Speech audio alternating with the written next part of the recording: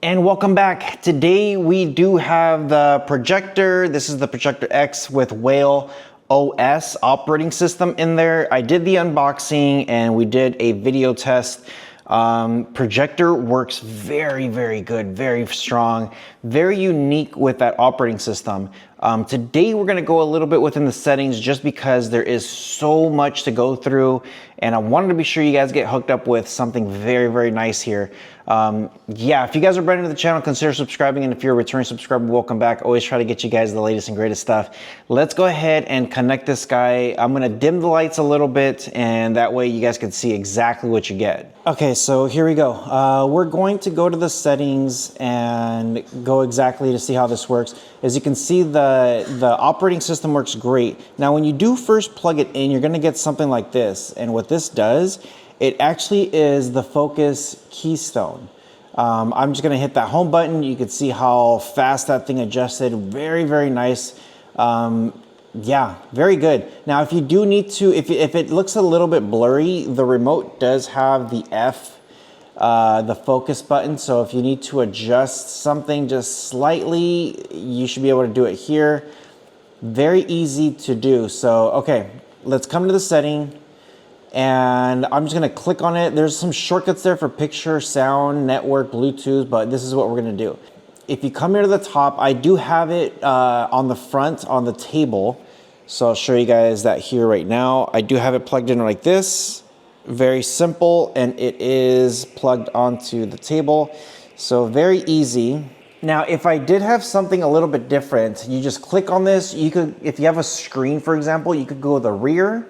You could do the ceiling front, so pretty much upside down, or ceiling rear. So very easy. You do have the autofocus setting, so I have it automatically refocus when moved, and also on power on autofocus. I have both of those turned on. But if you have this set up on the wall already, and it's attached to something that's never gonna move, you could probably turn this off. You do have your keystone correction, so you have auto keystone correction, you have auto obstacle recognition, screen recognition, and then of course you could set everything up.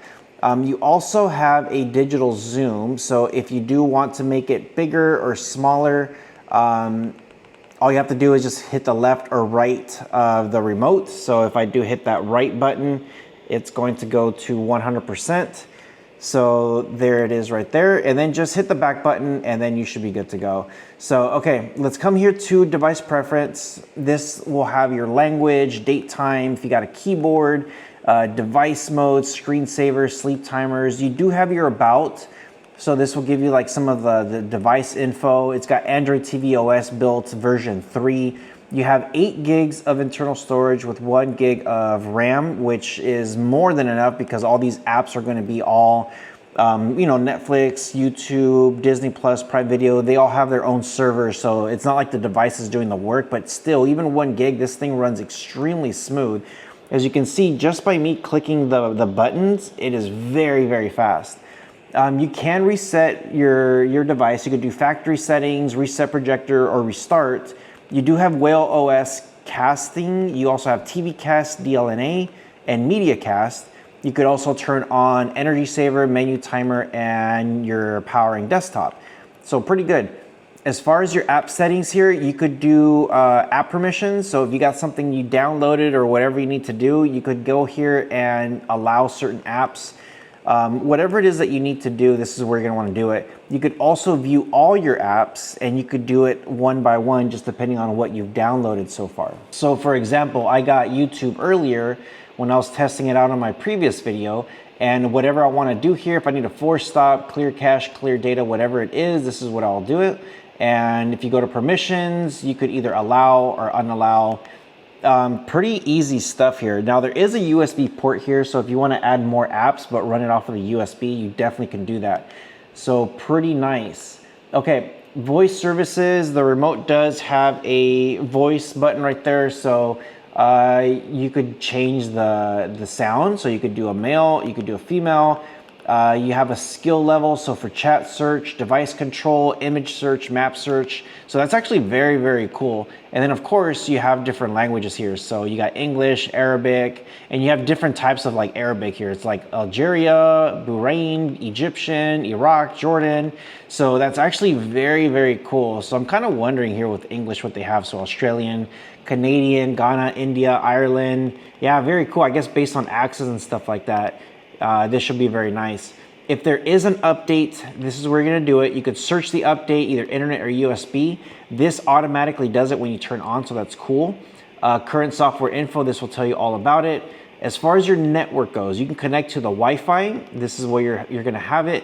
You could also do Bluetooth, and you could do your HDMI CEC. So I usually have this turned on when I have this connected to something. The remote will turn on the projector, and then you're good to go.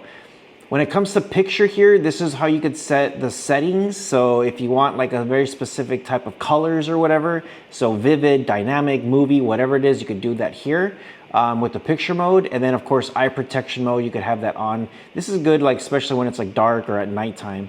For sound, the speaker is very, very good. You could definitely balance it. You could do sound mode. If you have an audio output, this will search for that, and then you could set that up. And then of course you got your different formats.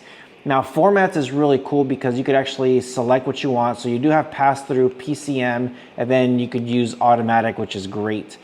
As far as your lens goes, this is just going right back to the beginning. This is going to be just how you're gonna set it up. So very easy, lots of functionalities here with the device itself, tons of stuff that you can do. So really, really good stuff with the projector. Has a lot of settings, and you could definitely set this up exactly how you want. I gotta say, the way these guys have everything on this projector, you have to get one of these things. It's very, very cool. Let me know in the comment section below if you guys have ever tested like this.